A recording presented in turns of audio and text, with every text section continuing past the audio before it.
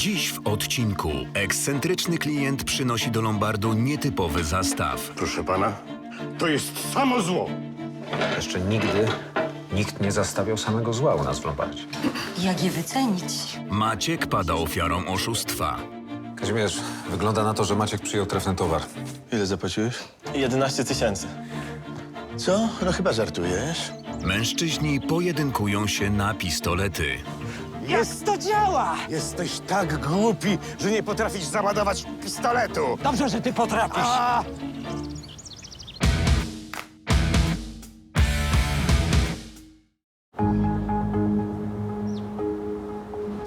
Olga!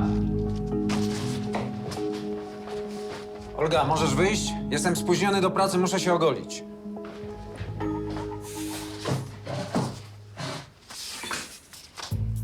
No nie złość się. Złość piękności szkodzi.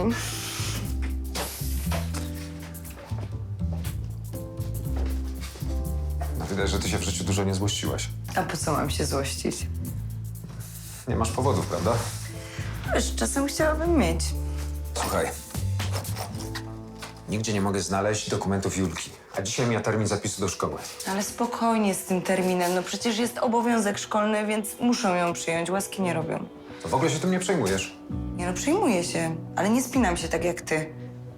Przecież te papiery muszą być gdzieś, no nie wyfrunęły. Olga, tyle razy mówiłem. Fioletowy segregator, rachunki. Żółty segregator, sprawy bieżące. Nigdzie nie ma papierów Julki, a powinny być tutaj. To jest bardzo prosty system. Wiktoria, ja nie umiem żyć tak od do, no. Ja nie jestem Wiktor. No ale zachowujesz się jak Wiktor. Podząca maszyna. Cholera, no jestem spóźniony. Spoko, ja się tym zajmę, poszukam. Dobra, tylko zrób to solidnie, dobrze? Tak jest, pułkowniku. A co, ty się nie golisz? No to po co ja się tak śpieszyłam? Ale mnie wkurzyła. Normalnie nic nie można było znaleźć w domu, a Olga zadowolona, paradowała. W negliżu. Prawdę powiedziawszy, to świetnie wyglądała w tej haleczce. Chodź.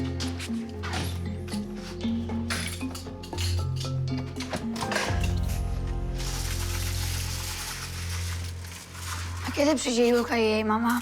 Nie wiem. No to nie możesz zadzwonić. Marysia, masz coś bardzo ważnego do robienia, że nie możesz chwileczkę poczekać? Nie chcę siedzieć tutaj cały dzień i się nudzić. Marysia, nie marudź mi, chodź.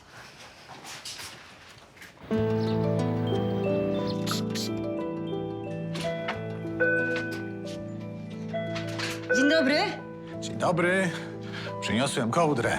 O, Nie byle jaką. Kołdra z Merynosa. Prima sort. Kołdra z Marenosa? no tak, Mariusz, co nie słyszałeś, to jest kołdra dla alergików z wełny owiec australijskich. No właśnie. Ale ja to mam pecha. Nawet na Merynosa mam uczulenie. Naprawdę? No to się mega rzadko zdarza. No wie pani, pech to pech. Całe życie albo swędzący tyłek, albo katar. A niech pan pokaże to cacko. Wie pan co, ja może się nie znam na Merynosach, ale dla mnie to jest zwykły koc. No, to jeszcze ze sztucznego materiału. Niemożliwe. Wywaliłem na to kupę kasy. Na wszystko są atysty. No to może pan to oddać jeszcze?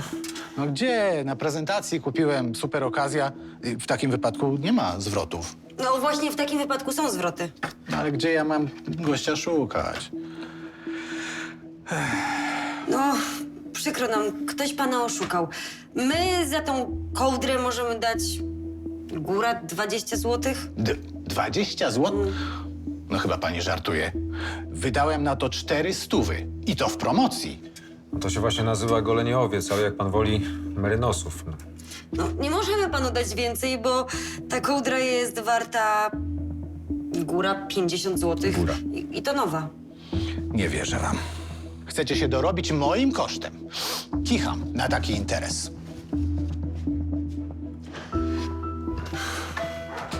Jeżeli facet myśli, że gdzieś dostanie za to więcej, no to się rozczaruje. Wiesz co, facet wtopił sporo kasy i teraz nie może uwierzyć w to, że go zrobili w trąbę. Często mieliśmy takie sytuacje. Ludzie kupowali coś w promocji, potem okazywało się to oszustwem i chcieli się pozbyć towaru. No jeszcze mieli do nas pretensje, że to my ich chcemy oszukać.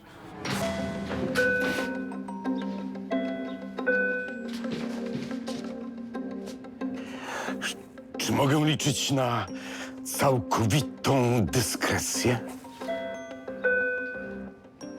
Oczywiście. Jak możemy panu pomóc?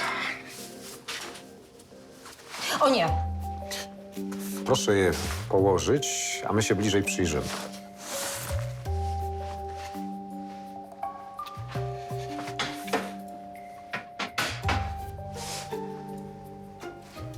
Proszę pana, to jest samo zło. Samo zło. Wie pan, prawdę powiedziawszy, jeszcze nigdy nikt nie zastawiał samego zła u nas w Lombardzie. Jak je wycenić? Facet był nieprzeciętnym oryginałem. A do tego jeszcze przyniósł parę zabytkowych pistoletów. Spodziewałem się kłopotów.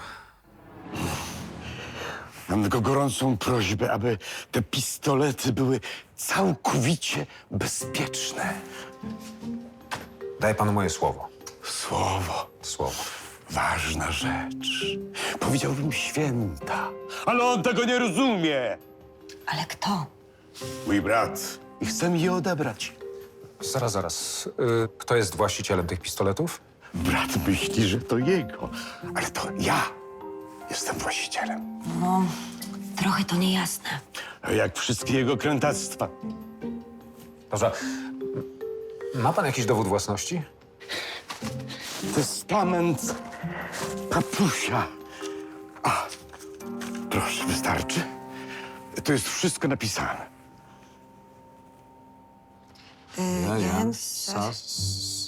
Pomiennicki.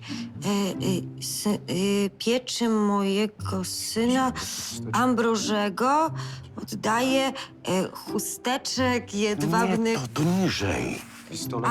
Zestaw do pojedynku. pistoletów do pojedynku. Sztuk 2 do pojedynku.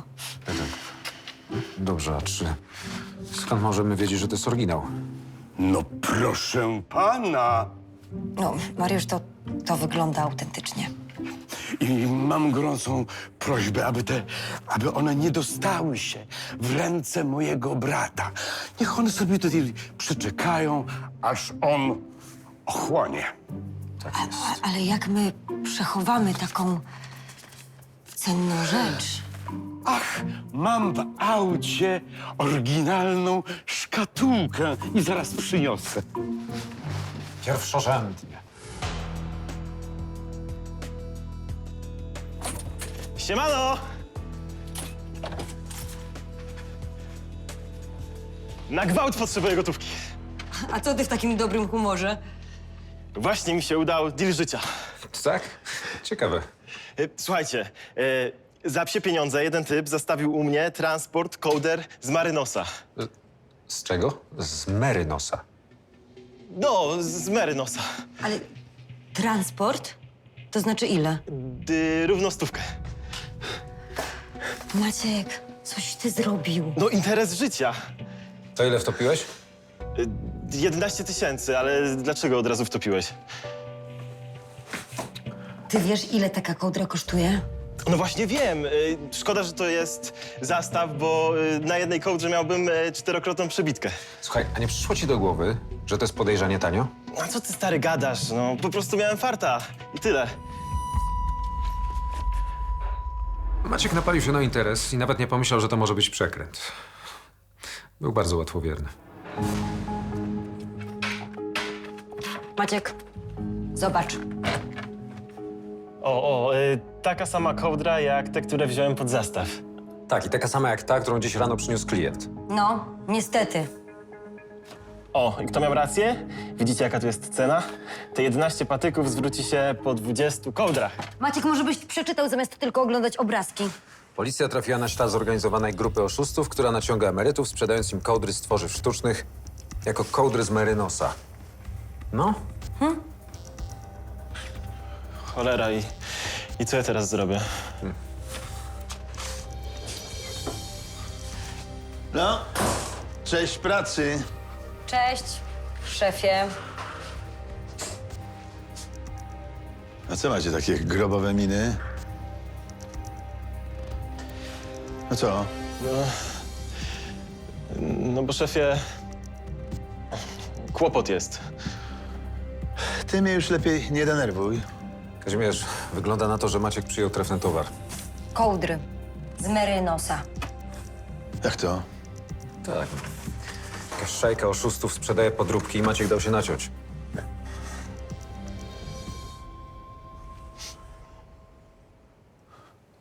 Ile zapłaciłeś?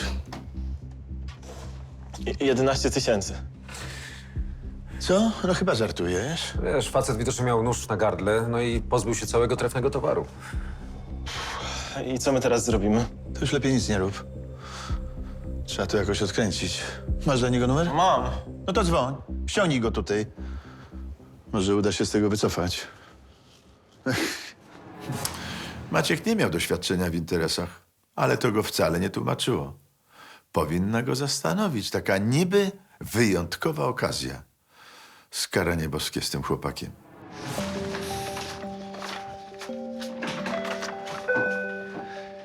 No, nareszcie. Wiecie, że możemy nie zdążyć? Znalazłaś te dokumenty? Mówiłam, że znajdę. Dzień dobry wszystkim. Cześć. O, dzień dobry, pani Olgo. Miło panią widzieć. Maciek jestem, bo my chyba się nie znamy. No chyba nie, Olga. Maciek jest szefem współpracującego Lombardu. A szefem od 7 boleści. Zapomniałaś dodać. Czemu pan tak mówi? Bo tak niestety jest. Dzień dobry. Dobrze, że wreszcie jesteście, bo tu można umrzeć z nudów. Fajnie, że z nami idziesz. Spoko. Szkoła jest okej i pokażę ci wszystko, co i jak.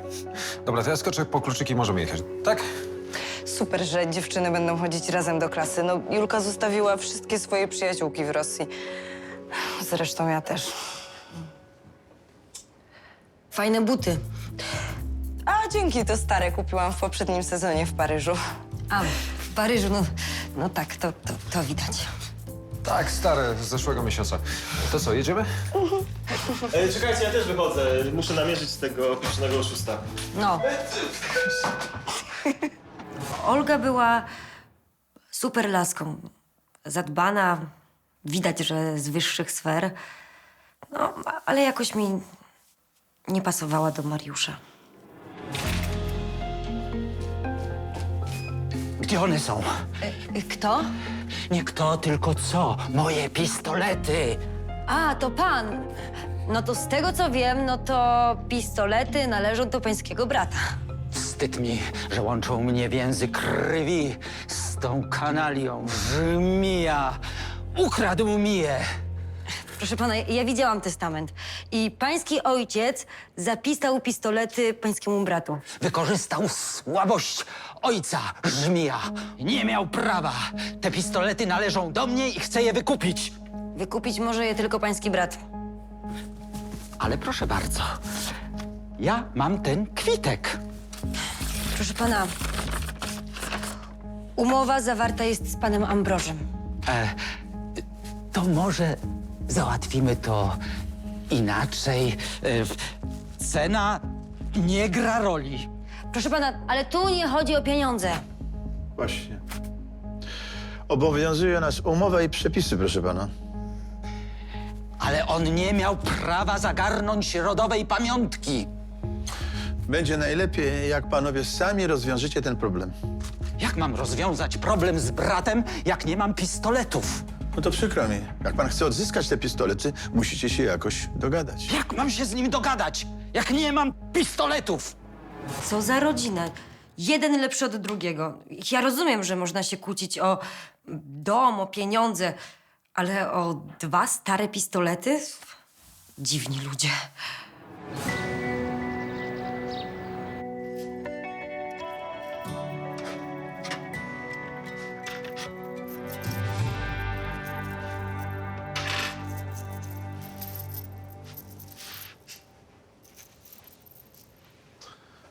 No, ładnie ci w tym.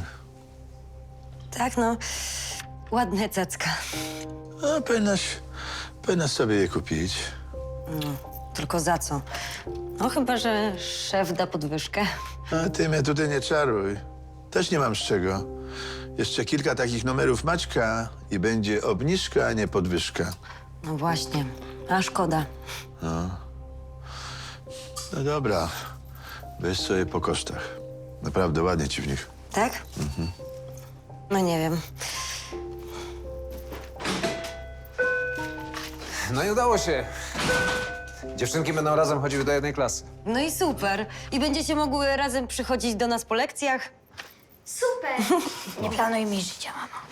O, jakieś świetne kolczyki. Widziałam takie na targach w Hiszpanii. Mogę przymierzyć? No właśnie zastanawiałam się, czy nie kupić, bo szef powiedział, że mi ładniej. Mariusz, a ty jak myślisz? Ładnie? No, nawet.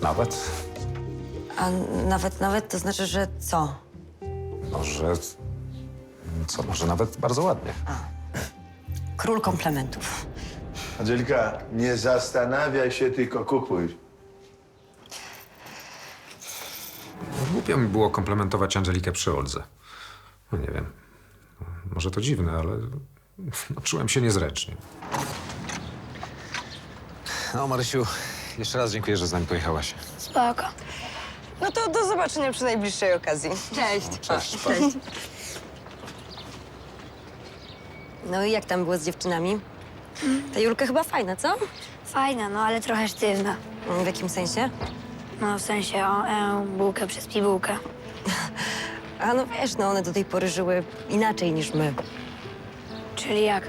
No wiesz, mieszkały za granicą, Julka chodziła do prywatnej szkoły, żyła pod kloszem. A, to u nas w szkole pewnie ją zjedzą. Dlatego potrzebuję twojej pomocy. Spokojnie, przy mnie jeszcze wyjdzie na ludzi. Mariuszowi bardzo zależało na tym, żeby łagodnie wprowadzić córkę w nowy świat, a Marysia faktycznie mogła w tym pomóc. Nazajutrz Mariusz chciał zatrzeć złe wrażenie z poprzedniego dnia. Uznał, że dobrym pretekstem do rozmowy są kolczyki. O, to są te kolczyki. Co, nie kupiłaś? Nie, co ty za drobia. A przymierz je. Nic, po co? No, przymierz je jeszcze raz. Bardzo ładnie wyglądałaś w nich. Przecież nie musisz kupować, no. Możesz ponosić. Myślisz? No co, przecież nie ubędzie ich od tego.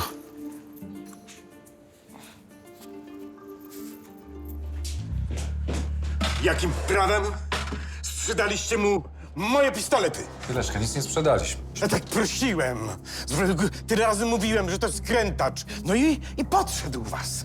Proszę pana, pistolety leżą sobie spokojnie w magazynie. Nie wierzę. Był tu wczoraj i ukradł mi moje świadectwo zastawu. Był, ale nic nie wskórał. Towar może wykupić tylko ta osoba, która go zostawiła. Ale on mówi, że wykupił. Jak pan chce, to ja przyniosę te pistolety i panu pokażę, dobrze? No tak namotał ten krętacz, że sam już nie wiem, gdzie jest tu prawda. Spokojnie, zaraz pan się przekona, że są bezpieczne. O, proszę.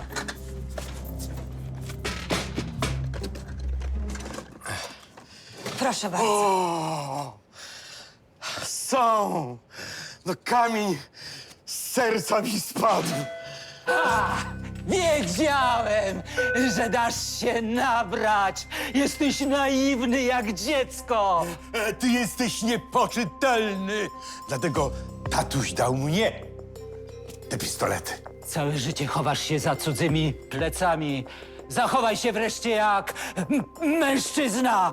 Co? Stań do pojedynku! Co pan robi, no? Stawaj, tchórzu!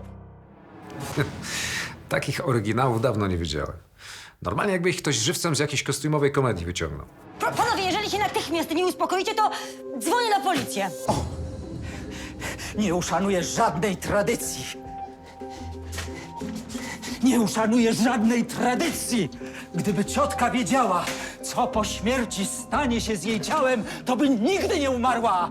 Żadna ciotka Leokadia nie będzie leżała w grobie rodzinnym. To co? Mam ją kłaść z obcymi? A niech sobie leży gdzie chce. Nie będzie leżała razem z tatusiem, który ją święcie nienawidził. Tak samo jak ty płacę składki za ten grób. Ale na mnie podpisana jest umowa. Ciotka musi leżeć w grobie z bratem i z rodzicami. Po moim trupie. Jak sobie życzysz? Spokojnie, no. Niech pan go chwilę przytrzyma, no. Widzicie sami, że on nie żartuje, czyha na moje życie.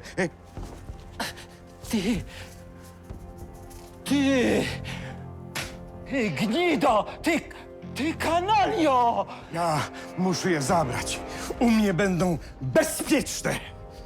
Ty gnido! Ty kanalio! Co za ludzie? Z tego, co udało nam się zrozumieć, to ci faceci kłócili się o jakiś grób. No i chyba sami się chcieli do niego wpędzić. Co to za wariat biega tutaj przed Lombardem? Szefie, mieliśmy małe zamieszanie, ale już jest wszystko okej. Tak? Tak. No, tylko żeby nie było z tego jakichś kłopotów. Nie, no nie będzie. Facet już odebrał swój zastaw i nie ma po co tutaj wracać. Więc... Mam nadzieję. No, żeby nie było więcej problemów. Proszę, zapraszam. Dzień dobry. Cześć, szefie. No, cześć. To jest pan Płychta A, to pan. od tych kołder. A co to za wspaniały interes? Jaki interes? No, pana wspólnik powiedział, że ma pan jakiś super interes. No co inaczej by nie przyszedł. Co jest grane? A to, że pan nas oszukał. Co za brednie. Zostałem z transportem trefnego towaru. Towar jest w porządku. Tak, no. Oj, proszę pana, dogadajmy się. Pan odda nam pieniądze, my panu towar i po sprawie. Idź pan w cholerę, niczego nie będę oddawał. Moment, nie skończyliśmy. Ja skończyłem. Nie skończyliśmy. Chciałem używać siły, ale facet nie dał mi wyboru. Nie chciał się dogadać, no a my nie mogliśmy być stratni na 11 000. Dlatego wezwałem policję. Jak przyjedzie policja, to inaczej pogadamy. To jest bezprawne zatrzymanie. Obywatelskie. Pan nas oszukał. Za towar wart najwyżej 2000 dałem ci 11. Zmuszałem cię, dałeś, bo chciałeś. Proszę pana, pan świadomie wykorzystał niewiedzę kontrahenta, a to jest karane. Tak. O, jest już policja. Tutaj panowie, pozwolę. Dzień dobry. Jestem tu siłą przytrzymywany. Panie władzo, ten człowiek okradł Lombard na kilka tysięcy. Dobre sobie, po prostu interesów nie umiecie robić i tyle. Dobra, proszę o spokój. Co się tu właściwie stało? O, proszę, to jest umowa. Ten człowiek zastawił u nas 100 kołder Merynosa, które oczywiście okazały się chińskim badziewiem. I dostał za nie 5 razy więcej niż powinien. No, Ale z tej umowy nie wynika, że doszło do jakiegokolwiek oszustwa. No i jak to nie? Powiedział przecież, że kołdry są z Merynosa, a nie są z Merynosa. Proszę pana, ale umowa nie precyzuje, jakie to są kołdry. Klient oddał towar, dostał za niego określoną kwotę. Tyle w temacie. No właśnie, i odbiorę zastaw w określonym umową terminie. Przecież on nie ma zamiaru niczego odbierać. A skąd pan to wie? o, proszę pana, bo jemu pali się grunt pod nogami. No, jest afera, sprzedaje podróbki i wie, że już więcej nie sprzeda, no to wcisnął nam. Ale proszę pana, pan nie poniósł żadnej szkody. Umowa jest ważna. Ewentualnie po wygaśnięciu umowy może pan dochodzić jakichkolwiek praw. Poważnie? Ty. No i nic nie wskuraliśmy. Byłem pewien, że facet nie odbierze towaru. No bo po co, skoro już na nim zarobił? Byłem wściekły na Maćka. Nieźle nas urządziłeś. Każdemu mogło się zdarzyć. Nie każdemu. Gdybyś tylko wpisał zamiast kołdry z Merynosa, to ten facet by oglądał świat przez kratki. A jeśli o to chodzi, to nie ja wpisałem. A kto? Ten nowy, co go wziąłem do pomocy.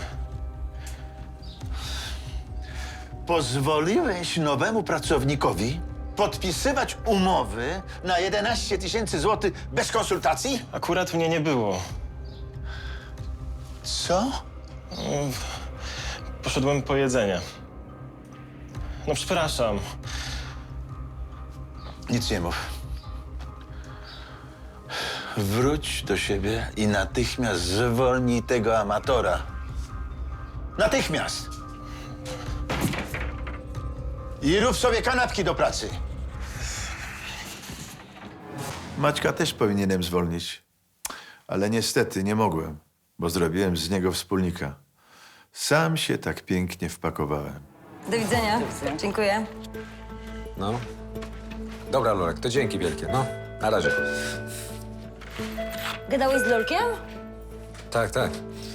Sprawa tych dwóch wariatów nie daje mi spokoju.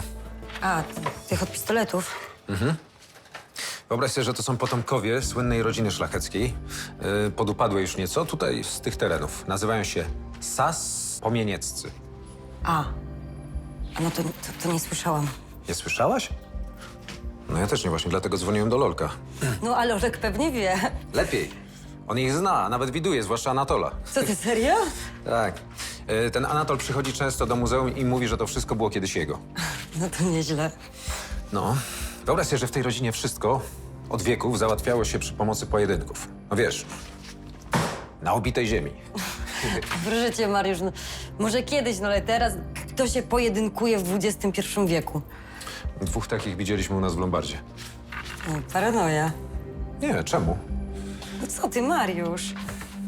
No co, no wiesz, jedni łapią za sztachety, drudzy nawalają baseballami, a ci wolą pistolety. Nawet stylowo. Tam.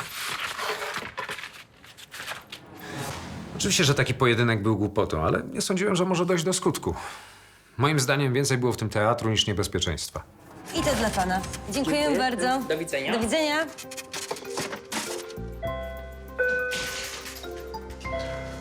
Jesteście sami? No tak. Słuchajcie, trzeba coś postanowić w sprawie Maćka.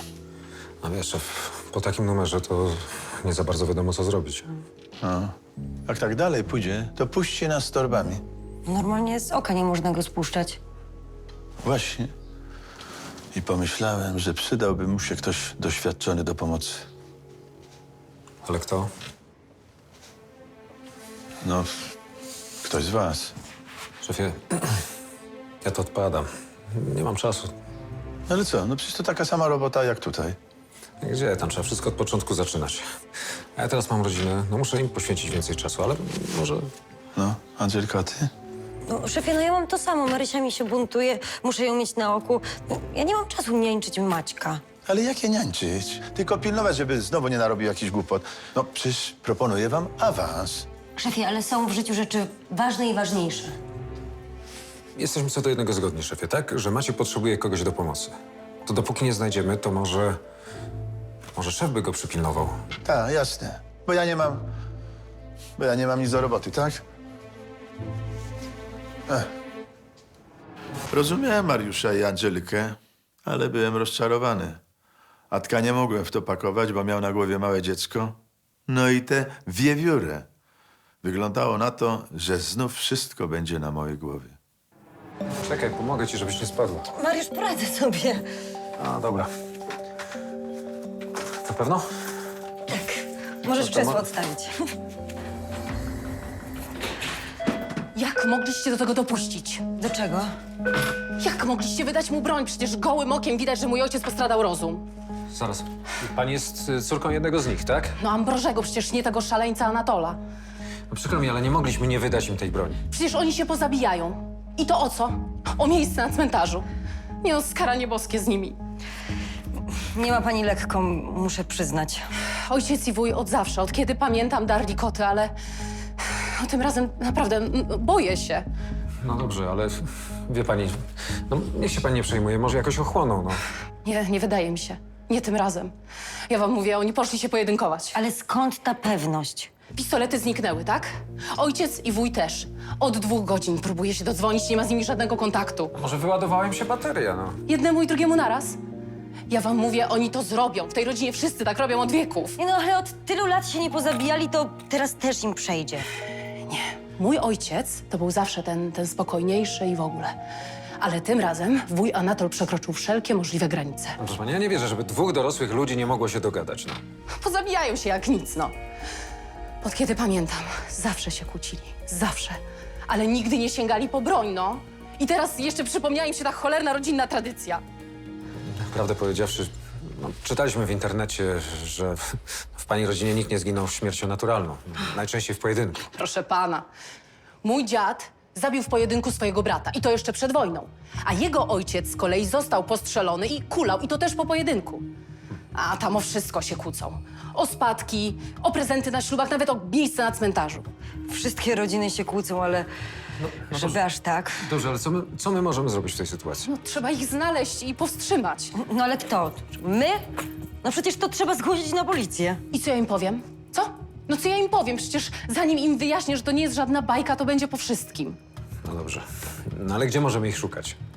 Jest jakieś miejsce, gdzie zgodnie z tą cholerną tradycją odbywały się te pojedynki. Ale gdzie to jest? No właśnie nie wiem. Była jakaś kapliczka, którą prababka ojca ufundowała chyba w ramach podziękowania za to, że jej mąż nie zginął w pojedynku. Coś takiego. Prababka ojca. Zaraz. Jeśli to wszystko było prawdą, to musieliśmy natychmiast działać.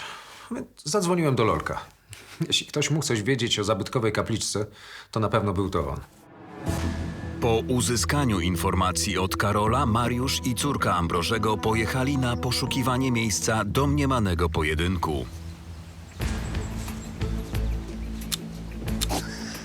Jasny gwint! Jest to działa! Jesteś tak głupi, że nie potrafisz załadować pistoletu! Dobrze, że ty potrafisz. A! Dałeś mi zepsuty! A! Sam sobie wziąłeś. Ach, cholera jasna! No nie działa! Nie można honorowo załatwić sprawy! Trudno. Dawaj. Na ubitej ziemi. Jak w epoce kamienia łupanego. Trudno. Wygra lepszy. Za honor! Panowie. No co wy chcieliście zrobić? No, pogłupieliście do reszty! Ale niech pan nie przesadza. Pan mi zrobił krzywdę. No przed chwilą chciał się pan pojedynkować na śmierć i życie, a teraz płacze pan z powodu jakiegoś siniaka, no. Jak mogłeś, tato, no? Myślałam, że jesteś Ale mądrzejszy. ten idiota obraził twojej świętej pamięci matkę! I to jest powód, żeby do niego strzelać? Albo ze mnie sierotę zrobić? słuchaj! Nie będę więcej słuchać. Panowie, naprawdę, dajcie spokój. Kiedy wy wreszcie zmądrzejecie, no? Na szczęście pistolety były niesprawne. Bo tak, to kto wie, czy nie znaleźlibyśmy 2 ciał. Ci faceci byli naprawdę gotowi do siebie strzelać. Cholerka. Dzień dobry. Dzień dobry. Czy widziała pani Mariolę? Nie mogę się do niej zadzwonić, nie odbiera, a ja się martwię o tych swoich durniów. A, pani też z rodziny. A to proszę się już nie martwić, wszystko już załatwione. A skąd pani wie? Bo kolega z pani bratanicą już ich znaleźli. Bogu dzięki, a ten stary cymbał ciągle szuka guza. No ale oni naprawdę aż tak się nienawidzą? Od 60 lat im nie po drodze. A ja myślałam, że to świeża sprawa. A gdzie tam? Teraz chodzi o grób, ale oni się żrą od urodzenia. No to o co tak naprawdę chodzi? Mój Anatol ma żal do młodszego brata, że po śmierci ich ojca musiał zarabiać na dom. A Ambroży uważa, że mu się wszystko należy. No i szlachta? Kupą za mną. Ty durniu! Wdową chciałeś mnie zrobić? Ja? Milcz! A ty czego się śmiejesz? Czego się cieszysz? Wstyd rodzinie przynosicie. Jeden głupszy od drugiego. Wam w ogóle nie można ufać. Koniec zabaw z bronią. Pistolety zostają w lombardzie. O nie! To jest pamiątka rodzinna! Żadna pamiątka. Wszystko zostaje tu, póki się nie uspokoicie. Tak to jest z niektórymi facetami. Zamiast chwilę pomyśleć i porozmawiać, to od razu biorą się za łby. No to kobiety powinny rządzić.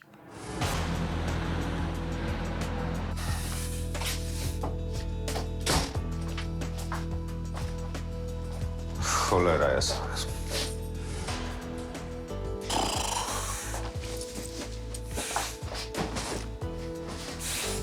Co?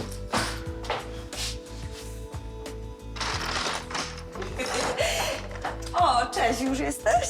No jestem. Późno już. No, a co ty taki nie w sosie? Coś nie halo w pracy? Nie, po prostu zastanawiam się, jak to możliwe, żeby 2 osoby doprowadziły mieszkanie do takiego stanu? Chyba 3. Tak, ale sprząta jedna. No przecież nie było nas w domu, no to jak miałyśmy posprzątać? Wystarczy odkładać rzeczy na swoje miejsce. Chcesz wiedzieć, gdzie byłam? Chcę. Mama szuka pracy. Serio? Wyglądam jak pani z korporacji? Chciałbyś mieć taką tłumaczkę? Mama była już na rozmowie. No, bardzo fajne miejsce. Szukają ludzi, którzy znają języki, no i powiedzieli, że będą się odzywać. Fajnie. Jakoś nie wyglądasz na zadowolonego. Ja cieszę się. No właśnie widzę. Dobra, chodź Julka. Idziemy się przebrać, no i bierzemy się do roboty, bo trzeba posprzątać. Olga świetnie wyglądała w tym kostiumie. Nie mogłem od niej oderwać wzroku. A do tego wyszedłem na zrzędę.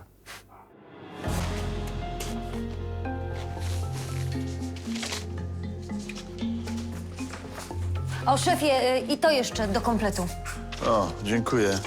No, przepraszam, że musiałem cię dzisiaj przytrzymać, ale te dokumenty były mi potrzebne na dziś. Nie no, ale szefie, nie ma problemu. Ja mam swój system i jeżeli się go nie zna, no to trudno jest wszystko skompletować. No widzisz, Angelika, jak ty sobie świetnie radzisz. A może byś się zastanowiła, czy nie popracować z tym Maćkiem, co? Szefie, ale szef jest uparty.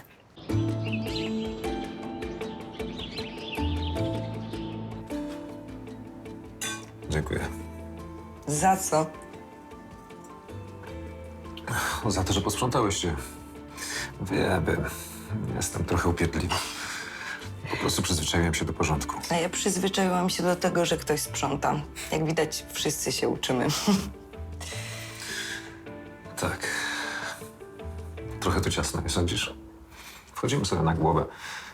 Może powinniśmy pomyśleć o znalezieniu jakiegoś większego mieszkania. Jacy my. No. My. Myślisz, że po tym wszystkim jest jeszcze jakaś szansa na my? Myślałem, że może.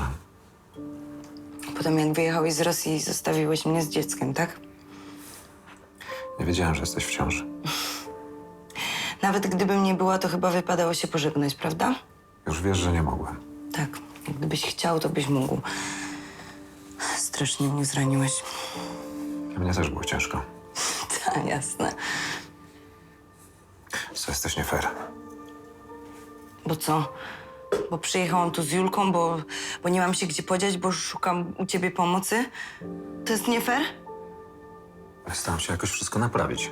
Robię, co mogę. I zrobię wszystko, tylko powiedz, czego ty chcesz.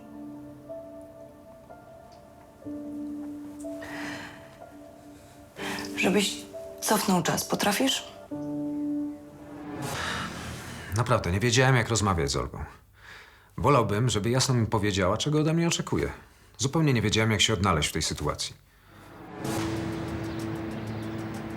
Następnego dnia od rana Mariusz był wyciszony i małomówny, co nie uszło uwadze Angeliki.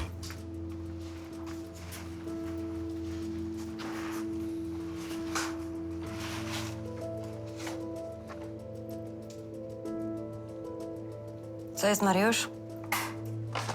Nic, a co? No, przecież widzę, że jesteś jakiś przygaszony. Nie, wydaje ci się. Co? Zebrałeś się i pogadałeś z Olgą? No, zebrałem się. I co? Wyszło słabo? Wyszło dziwnie. No, Olga nie chce zmieniać mieszkania. Ja naprawdę nie wiem, na czym stoję. Pewnie boi się zobowiązań. Myśli, że jeżeli zmienicie mieszkanie na większe, no to będzie znaczyło, że planujecie razem przyszłość. Marysia ci powiedziała? Mariusz, ja się nie chcę bawić w głuchy telefon. Musicie sobie to sami z Olgą wyjaśnić. Marysia rzeczywiście trochę mi powiedziała. Wiedziała od Julki. Ale ja nie mogłam mówić Mariuszowi co i jak. Poczułby się sterowany. Zresztą nie chciałam wchodzić w jego sprawy. Dzień dobry. O, dzień dobry. A co to panią do nas sprowadza? Postanowiłam zakończyć tę idiotyczną tradycję. Przyszłam dopełnić formalności. A co tam słychać u naszych dwóch walecznych braci? A tam, podkulili ogony i na razie cisza. A może się czegoś nauczyli? Wątpię. Ale wolimy z ciocią Basią dmuchać na zimne. O, widzę, że to kobiety wzięły los rodziny w swoje ręce. Tak jest. Brawo. Najlepiej będzie zastawić pistolety na bardzo długi okres. Na moje nazwisko. Tak, żebym tylko ja mogła je wykupić. Wie pani co, a ja mam lepszy pomysł. Nie, wie pan, sprzedać nie możemy. No to jest jednak pamiątka rodzinna. Nie o to chodzi. A może panie zgodziłyby się oddać pistolety do muzeum? W końcu to zabytek. No, tak na zawsze? No nie można zrobić tak, żeby rodzina zachowała prawo własności, a broń będzie zdeponowana w szklanej gablocie w muzeum, z dala od zasięgu szalonych braci. Ale to się tak da? No wiesz, muzeum bardzo chętnie przyjmie nowe eksponaty, a do pistoletów można dodać opis, słynną historię rodzinnej tradycji. Może. W końcu byłby jakiś pożytek z tego pechowego złomu. No i pięknie. Od razu zadzwoniłem do Lolka, który bardzo zapalił się do mojego pomysłu. Ale co, Lolek, teraz możemy przyjechać? Dobra, poczekaj, zapytam się. Przepraszam bardzo, moglibyśmy teraz sprawę załatwić. Mogłaby pani pojechać do miasta, do muzeum? Jak najbardziej. Im szybciej, tym lepiej. Super. Lolek, to co, to przyjedziemy. Dobra, będziemy za 15 minut. No, dzięki, cześć. To co, jedziemy? Dasz sobie radę, Angela? No pewnie. Świetnie. Chętnie się tego wreszcie pozbędę. No, tylko ja panią zawiozę, bo głupie, żeby pani z zabytkową bronią jeździła po mieście. Dziękuję. Tak wiele już pan dla nas zrobił. Ja w ogóle nie wiem, jak wam się za to wszystko odwdzięczę. Nie ma sprawy. A proszę jeszcze tylko powiedzieć, jak tam sprawa z tym grobowcem? Trzeba będzie iść do sądu. To nie takie proste. No bo grób nie podlega dziedziczeniu, nie obejmuje go też testament. No ważna jest tylko umowa z cmentarzem, a kto ją podpisuje, ten decyduje. Ale też nie do końca, bo prawo do pochówku mają liczni krewni osoby podpisującej umowę i... No to faktycznie skomplikowane. Ojciec nie da się jakoś przekonać?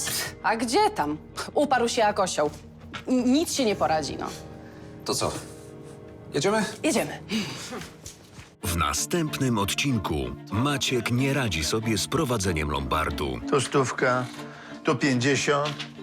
Na większości transakcji przepłacasz, rozumiesz?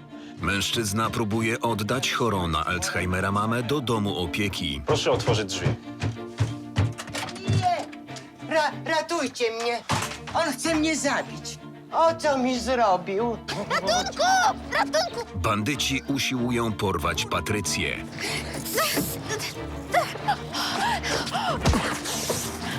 To cię przysłał! Więcej informacji o serialu na naszej stronie, na Facebooku i Instagramie.